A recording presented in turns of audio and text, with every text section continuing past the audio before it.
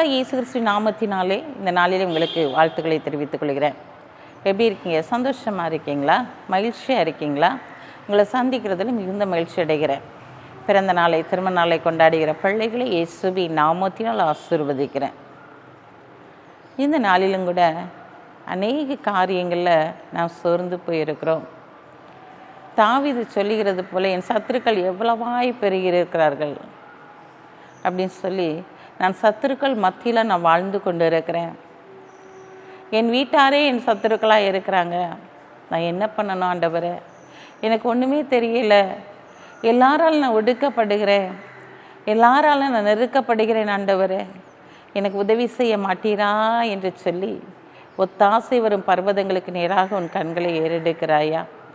இன்றைக்கு ஆண்டவர் உன்னை பார்த்து தான் சொல்கிறாரு, மகனே மகளே, சத்துருகளுக்கு முன்பாக நான் உன்னை உயர்த்த போகிறேன்.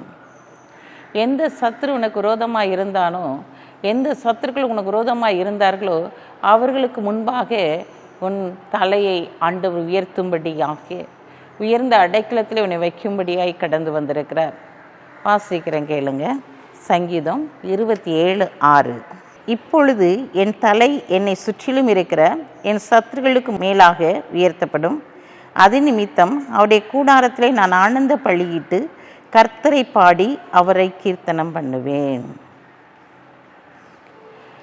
இங்கே பார்க்கிறோம், இப்பொழுது எனக்கு விரோதமாய் சுற்றிலும் இருக்கிற சத்துருக்களுக்கு மேலாக என் தலை உயர்த்தப்படும். அது நிமித்தம் நாம் என்ன செய்வேன்? கீர்த்தனம் பண்ணி பாடுவேன் என்று சொல்லப்பட்டிருக்கிறது. ஆம் பிரியமான சகோதரனே, சகோதரியே, உன்னுடைய வாழ்க்கையில் எத்தனையோ விதமான சத்துருக்கள் உனக்கு விரோதமாக இருக்கலாம். ஆனால் அவர்களுக்கு முன்பாக ஆண்டவர் இன்றைக்கு உன் தலையை உயர்த்த போகிறார். அன்றைக்கு பார்க்கிறோம், சவுலுக்கு விரோதமாக அங்கு கோலியாத்துங்கிற ஒரு மனுஷன் எழுமின் இருக்கிறதை பார்க்கிறோம். அப்போ எல்லாரும் அவனுடைய சத்தத்தை கேட்ட உடனே பயந்து பின்வாங்கி போகிறாங்க. ஆனால் அந்த குட்டி தாவீது அங்கு கடந்து சென்று அவனுக்கு முன்பாக நிற்கிறதை பார்க்கிறோம். ஏன்னா அவனுடைய வீட்டாரே அவனுக்கு சத்ருவாக தான் இருக்கிறாங்க. நீ எதுக்கு இங்கே வந்த அப்படின்னு சொல்லி தான் அவனை கேட்குறாங்க. ஆனால் ஆண்டவர் அவனோடு கூட இருந்தபடியினாலே ஒரு சாதாரண கூழாங்கல்லை கொண்டு அவ்வளோ பெரிய கோலியாத்தை அவன் முறியடித்ததை பார்க்கிறோம். சத்துருகளுக்கு மேலாக அவனுடைய தலை அங்கு உயர்த்தப்பட்டது. இன்றைக்கு உன்னுடைய வாழ்க்கையில் எதிலெல்லாம் உயர்த்தப்படாதபடிக்கு தலை குனிந்து நிற்கிறாயோ, எல்லாருடைய ஏளன பேச்சுகளுக்கும் வேதனைகளுக்கும் நீ ஆண்டவரை நோக்கி பார்க்கிறாயோ, அந்த காரியத்திலே தேவன் இந்த நாளிலே உன் தலையை உயர்த்தும்படியாய் கடந்து வந்திருக்கிறார். எதையெல்லாம் தேவனுடைய சமூகத்தில் நீ கண்ணீரோடு கேட்கிறாயோ, அந்த காரியத்திற்கெல்லாம் தேவன் இன்றைக்கு உனக்கு பதிலை கொடுத்து உன் தலையை உயர்த்த போகிறார். மகனே மகளே, பயப்படாதே, உன் தலையை உயர்த்துகிற நேரம் வந்து விட்டது. எல்லாரும் உன்னை நிந்தித்து அவமானப்படுத்தி ஏளனப்படுத்தி கொண்டு இருக்கிறாங்க இல்லையா? அவங்க மத்தியில் உன் தலையை நான் உயர்த்த போகிறேன். உன் தலை உயர்த்தப்பட போகிறது. நீ எனக்கு முன்பாக பாடி கீர்த்தனம் பண்ணுகிற மகனாக மகளாக நான் உன்னை மாற்றப் போகிறேன் என்று சொல்கிறவர் உன் அருகிலே கடந்து வந்திருக்கிறார். அவரை நோக்கி பார்த்து ஜெபிப்போமா?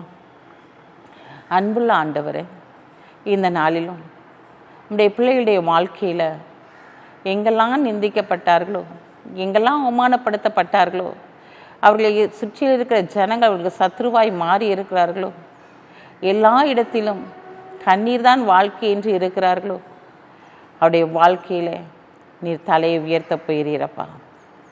சத்துருக்களுக்கு முன்பாக ஆண்டவரே ஒரு பந்தியை ஆயத்தப்படுத்துவேன் என்று சொன்னவர் இன்றைக்கு ஒரு பந்தியை ஆயத்தப்படுத்தி உடைய தலையை நீர் உயர்த்த போகிற தயவுக்காக உமக்கு நன்றி செலுத்துகிறோம்.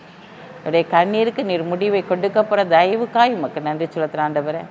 இந்த நாளிலும் பிறந்த நாளை, திருமண நாளை கொண்டாடுகிற பிள்ளைகளை இயேசுவின் நாமத்தினால் ஆசீர்வதித்து ஜெபிக்கிறேன். இயேசப்பா, நன்மையும் கிருபையும் உன்னை தொடரும் என்று சொன்ன வார்த்தையின்படி நன்மையும் கிருபையும் அவர்களை தொடரட்டும். இயேசுவின் நாமத்தில் ஜெபிக்கிற நல்ல பிதாவே, ஆமென்.